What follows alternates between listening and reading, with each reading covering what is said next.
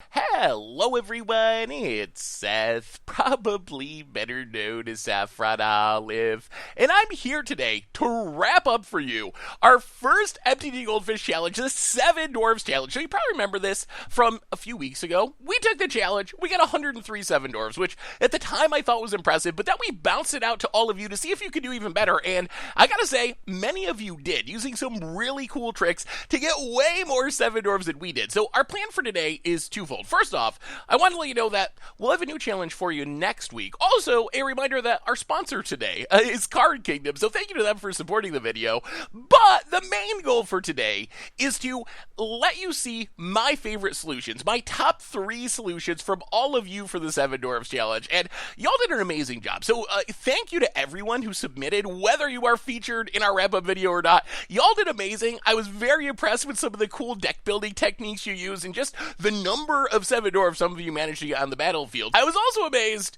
at how seriously you all took this.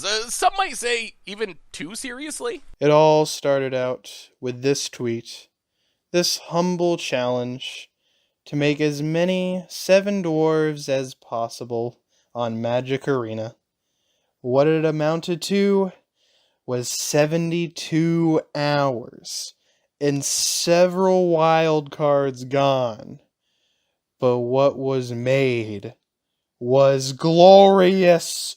1,409 dwarves. So today, I want to go over a few of my favorite ways that people tackled the Seven Dwarves Challenge, how many Seven Dwarves they got, what means they used to get there. So let's count down our 3 top ways that people tackled the Seven Dwarves Challenge. And coming in at number 3 on our list, actually several people went with 1,000-Year Storm plans. And with 1,000-Year Storm and something like Omniscience to cast your spells for free, and then maybe 2 Clear the Mines to keep upping your storm count, shuffling your graveyard back in infinite number of times, you can technically make an infinite number of Seven Dwarves this way. However, in practice, I think the most I actually saw anyone get with this method was a few hundred, because the 1,000-Year Storm triggers really tax Arena, and eventually it just freezes up and you can't really go any further. So in theory, this leads to infinite dwarves. In practice on Arena,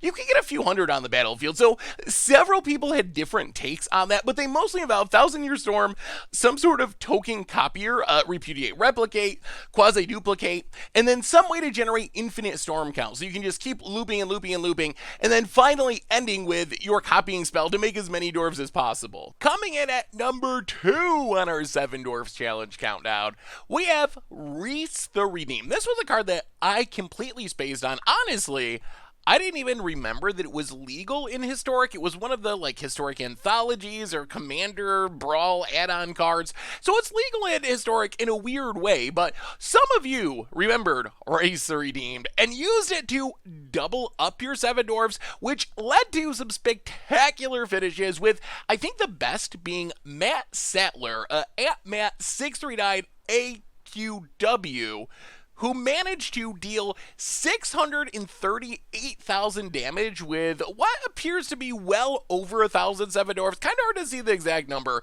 but a ridiculously awesome performance with the help of Reese and Quasi-Duplicate and casting stuff for free with Omniscience. So congrats to Matt Sattler at Matt639AQW with a ridiculously awesome way to complete the Seven Dwarfs Challenge. So coming in at number 1 on our Seven Dwarfs Challenge list, we have Squeery12 at Squeery12, who tackled the problem in a really unique way and had spectacular results. I promise I didn't just pick this one because I had 328 copies of Yarok on the battlefield, even though the actual number of Seven Dwarves on the battlefield is not that high. It's actually surprisingly small, but if the game had continued for another minute or so, oh my goodness, would this have gotten insane. There are 328 Yaroks on the battlefield. There are 2,600 Mirror March triggers on this deck, which means even if we lost every coin flip, we're going to get 2,600 Seven Dwarves when that stack resolves, and we will win some of those. So we're probably going to have 5,000-10,000 Seven Dwarves, maybe even more than that, probably millions of damage. So a ridiculous performance from Squeery12.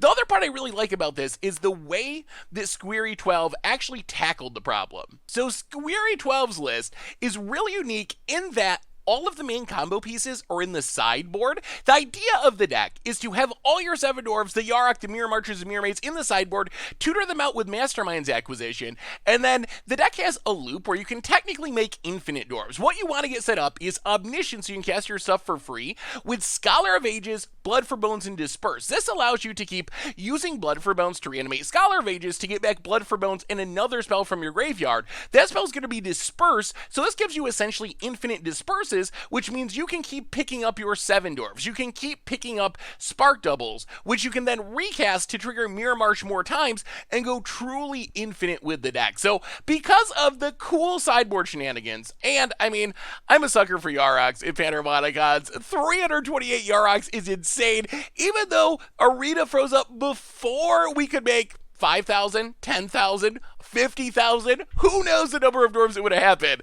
Squeery's sweet sideboard-centric, infinite Yaroks, infinite 7 Dwarves list comes in at number 1 on our solution list. So congrats to everyone who set in solutions. This was an awesome challenge. It was super fun. Y'all did amazing, and make sure to come back next week when I'll give you a brand new Goldfish challenge built around one of the themes of Ikoria and one of my favorite cards in Standard. So make sure to tune back in for that next week. Thanks so much for watching. Thanks so much for participating in our first Goldfish challenge. Y'all are amazing, and I will talk to you soon. If you enjoyed today's deck, make sure to purchase it from our sponsor, Card Kingdom. For a limited time, you can get a Scoop Soldier sticker for free if you mention Scoop Soldier in your order notes during checkout. Thanks for watching the video. If you enjoyed it, help us out by clicking that like button down below.